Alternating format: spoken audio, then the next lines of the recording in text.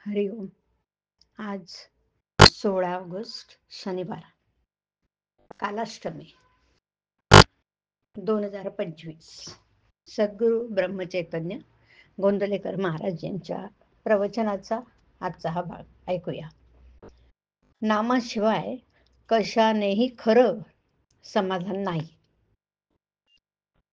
मनुष्य चूक करतो आणि देवा क्षमा कर असं म्हणतो, पण पुन्हा पुन्हा चुका करीतच राहतो. हे काही योग्य नव्हे ना.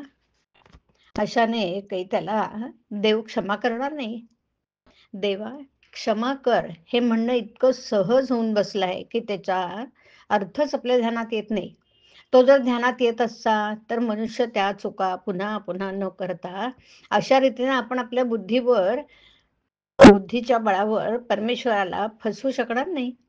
बुद्धीच्या जोरावर जर आपण माणसालाही फसवू शकत नाही तर परमेश्वर कसा फसेल? आपण आपल्या बुद्धीच्या जोरावर परमेश्वराची प्राप्ती करून घेऊ असं म्हणणं कदापिही योग्य होणार नाही. तेव्हा शरणागतीशिवाय मार्ग नाही. ते तुम्ही करा. समाधान काही परिस्थितीवर अवलंबून नाही. कितीही पुराण वाचले, ग्रंथ मुखोद्गत केले, प्रवचन ऐकली तरी मनाला समाधान लाभणार नाही. त्याप्रमाणे थोडे तरी आचरण केलं पाहिजे, नामात राहिलं पाहिजे.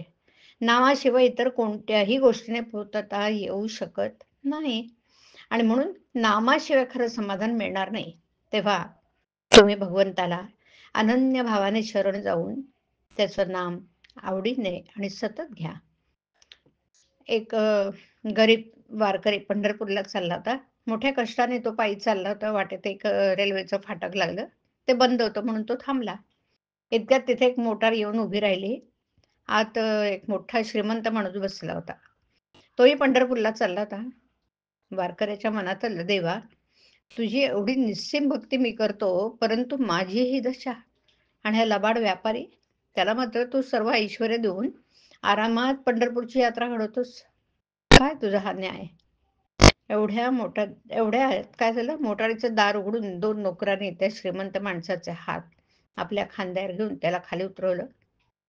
तो पांगळा होता. वारकऱ्याने विचार केला, पांगळा होऊन आरामात पंढरपूरला जाण्यापेक्षा गरिबीत पायी जाणं बरं. आपल्या जवळ जे नाही ते ज्याच्यापाशी आहे तो सुखी असला पाहिजे हे आपण धरून चालतो, पण तसं तो नसतो. त्याचे दुःख आपल्याला माहीत नसतं आणि तो स्वतःला जर सुखी समजत असेल तर तो दारूच्या मदाप्रमाणे मद समजावा. आहे त्या परिस्थितीमध्ये समाधान मानणं हाच विषयाची पकड ढिली करायचा उपाय. आपली परिस्थिती ही परमात्म्याच्या इच्छेनं आली आहे असं आपण म्हणूया. असंच आपण म्हणूया ना. असं जर आपण केलं तर दुःखात आणि सुखाचा वेग कमी होईल. ज्याचं समाधान भगवंतावर अवलंबून आहे त्याचं समाधान कोणत्याही परिस्थितीमध्ये टिकेल. हरिओम. हरिओम तत्सत. हरिओम.